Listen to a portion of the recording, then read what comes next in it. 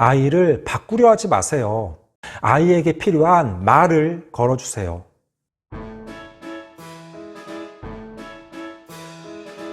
안녕하세요. 반갑습니다. 초등교사 해피 이선생입니다. 오늘은 부모의 말에 대한 괜찮은 책 한 권을 소개해 드리겠습니다. 책 제목은 처음부터 아이에게 이렇게 말했더라면 이고 오바 미스즈님이 짓고 박미경님이 옮겼습니다. RH 코리아에서 2021년 5월 나온 신간이며 분량은 347쪽, 가격은 15,000원입니다.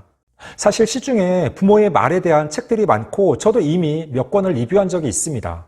그러면 이 책은 기존의 책들과 무엇이 달라서 소개를 하느냐? 지금부터 자세하게 이야기해 보겠습니다. 출발! 이 책의 차례를 보면 프롤로그, 말 걸기 육아를 위한 마음가짐, 이 책의 사용법, 그리고 챕터 1부터 챕터 7, 에필로그로 구성되어 있습니다. 이 책은 모두 7가지 챕터에서 97개의 단계, 166가지 말 걸기 변환 사례를 상세하게 소개하고 있습니다. 그래서 아이에게 어떻게 말할지, 아이가 하는 말에 어떻게 대답할지 모를 때 해당하는 상황의 단계를 찾아 참고하면 아이와 자연스럽게 대화를 할 수 있습니다. 먼저 각 챕터의 제목을 읽어보면 챕터 1, 부모 마음부터 살피는 말 걸기, 챕터 2, 애착과 신뢰를 쌓는 말 걸기, 챕터 3, 자신감이 자라나는 말 걸기, 챕터 4, 원하는 행동을 부르는 말 걸기, 챕터 5, 훈육할 때 효과적인 말 걸기, 챕터 6, 사회성을 키우는 말 걸기, 마지막 챕터 7, 인정하고 포용하는 말 걸기. 그러면 몇 가지 단계의 말을 소개해 보겠습니다. 먼저 챕터 1에서는 스텝 1, before, 또 화를 내고 말았다, after, 그럴 수 있지, 그럴 수 있어, 일부 내용입니다. 절대 화내지 않는 육아는 살아있는 인간이라면 할 수 없는 일이니 일찌감치 포기하는 게 좋습니다. 부모도 인간이고 인간은 감정의 동물입니다. 아이가 부모 뜻대로 되지 않으면 당연히 초조하고 화도 납니다. 그럴 때 부모의 화는 책임감을 가지고 열심히 아이를 키우고 있다는 증거라는 사실을 떠올리세요. 그리고 마음을 좀 더 편히 가져도 됩니다.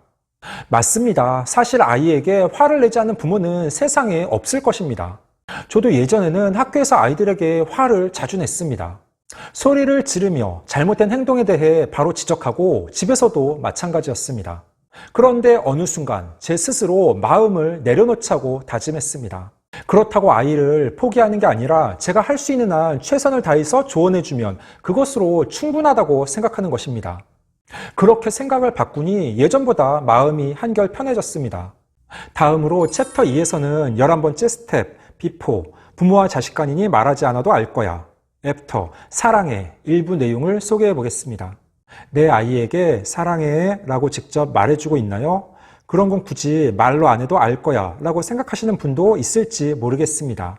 만약 아이에게 고백을 아직 하지 않았다면 용기를 내세요. 아무리 부모 자식 간이라도 말로 하지 않으면 알 수 없는 게 많습니다.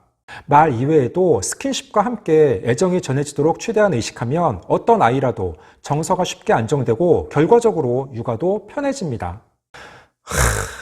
사실 이건 저도 잘 못하는 부분입니다. 저는 학교에서 아이들과 종례를 할 때 단체로 사랑합니다 라고 말하며 끝인사를 합니다. 교사와 학생뿐 아니라 부모님, 친구 간, 그리고 주변 모든 것들과의 관계에서 서로 사랑하는 마음이 중요하다는 뜻입니다. 물론 아이들은 처음에는 부끄러워했지만 지금은 자연스럽게 사랑합니다 라고 하며 끝인사를 합니다. 그런데 정작 집에서는 제 아이에게 사랑한다는 말을 하지 못했습니다. 물론 아이를 안아주는 스킨십은 자주 하지만 말의 표현에 있어서는 부족한 점이 많았습니다. 깊이 반성합니다. 그리고 어느 날부터 부모님께 안부 전화를 하면 저에게 사랑의 아들이라는 말을 하십니다. 항상 엄격하고 무뚝뚝한 분들이신데 나이를 드셔서 그런지 부모님의 사랑의 아들이라는 말을 들으면 울컥한 마음이 듭니다. 하지만 저는 부모님께도 제 마음을 표현하지 못하고 항상 급하게 전화를 끊었습니다. 이제라도 부모님과 아이에게 애정을 효과적으로 전하는 말을 해야 되겠습니다. 너무 어려워요. 다음으로 챕터 3에서는 24번째 스텝, before, 이 정도는 당연히 할 수 있어야 해, after, 우와 참 잘했어, 일부 내용입니다. 처음에는 무사히 태어나줘서 고맙다 라는 마음뿐이었는데 언젠가부터 이걸 할 수 있다면 저것도, 저걸 할 수 있으면 이것도 라며 욕심이 생기는 게 부모의 마음입니다.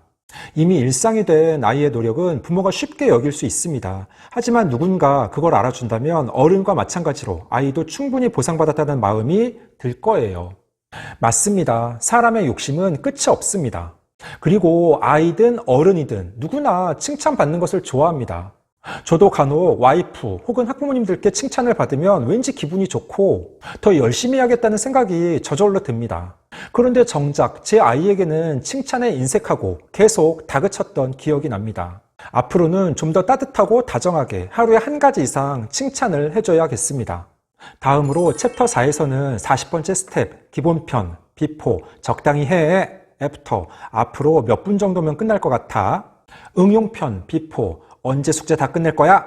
애프터, 숙제 몇 시부터 할 예정이야? 일부 내용을 소개해 보겠습니다. 아이가 게임에 빠져서 공부를 제대로 하지 않을 때는 아이의 세계에 맞는 언어로 말을 걸면 의외로 저항 없이 끝나는 경우도 있습니다. 잘 움직이지 않는 아이에게는 먼저 몇 시부터 할 예정이야? 라고 본인의 의사나 상황을 물어보고 스스로 실행하도록 도와주세요. 적당히 해! 라는 말은 제가 예전 학교에서 아이들에게 많이 쓰던 말입니다. 그런데 어느 날 학급 회장이 다른 친구들에게 얘들아 적당히 좀 떠들어! 라고 말하는 것을 보며 그 후 쓰지 않습니다. 요즘 게임을 싫어하는 아이는 없는데 부모님이 화가 난다고 게임기 전원을 뽑거나 갑자기 못하게 하면 아이 입장에서는 그동안의 노력이 물거품 될 수도 있으니 크게 반발할 것입니다. 아이의 세계에 맞춰 말을 걸어주고 부모님은 아이가 어떤 게임을 하는지 등도 살펴보며 가끔 함께 게임을 하는 것도 좋은 방법이라고 생각합니다. 마지막 챕터 7에서는 97번째 스텝, 비포, 좀 더 좋은 부모가 되고 싶다, 애프터, 나는 이미 충분히 좋은 부모다, 부모 합격 일부 내용입니다. 부모는 늘 아이에게 사과하는 존재가 아닐까 하고 생각합니다. 더 좋은 부모가 되어주지 못해 미안, 더 잘해주지 못해서 미안, 더 같이 있어주지 못해서 미안 라고 말이죠. 만약 아이가 집에서 안심하고 웃고 있다면 이미 충분히 여러분은 좋은 부모입니다. 그 정도면 이제 자신에게 부모 합격을 줘도 좋지 않을까요? 세상에 완벽한 부모는 없습니다. 늘 후회가 남고 아쉬우며 부족함이 느껴집니다. 하지만 그것을 알고 있다면 앞으로 조금씩 개선해 나가면 됩니다. 그리고 이 영상을 보는 부모님들은 아이의 교육에 관심이 많아서 조금이라도 도움되는 것을 찾으려고 노력하는 분들이기 때문에 이미 충분히 좋은 부모님입니다. 부모 합격! 15초 요약! 오늘은 부모님의 말 사용법에 대한 책, 처음부터 아이에게 이렇게 말했더라면을 소개해 봤습니다. 총 166가지의 구체적인 상황에서 비포, 애프터를 통해 어떻게 말해야 하는지 종합적으로 모아놓은 책입니다. 금방금방 쉽게 읽을 수 있고 우리 아이에게 어떻게 말을 걸고 대화를 해야 하는지 실제 도움이 되는 힌트가 많이 들어 있습니다. 아이와 대화가 중요하다는 점은 모든 부모님들이 공감합니다. 그런데 막상 어떤 주제를 가지고 어떻게 대화를 해야 하는지 어렵고 힘들어하는 분들이 많습니다. 이 책을 읽어보신다면 그동안 부모님들의 말 습관에 대해 다시 한번 생각해보고 앞으로 아이와 즐겁게 소통할 수 있을 것입니다. 오늘 준비한 내용은 여기까지입니다. 앞으로도 독서를 꾸준하게 해서 여러분들께 도움이 될 만한 괜찮은 교육 관련 책이 있으면 지속적으로 소개하는 시간을 갖도록 하겠습니다. 이상 초등교사 해피 이선생이었습니다. 안녕.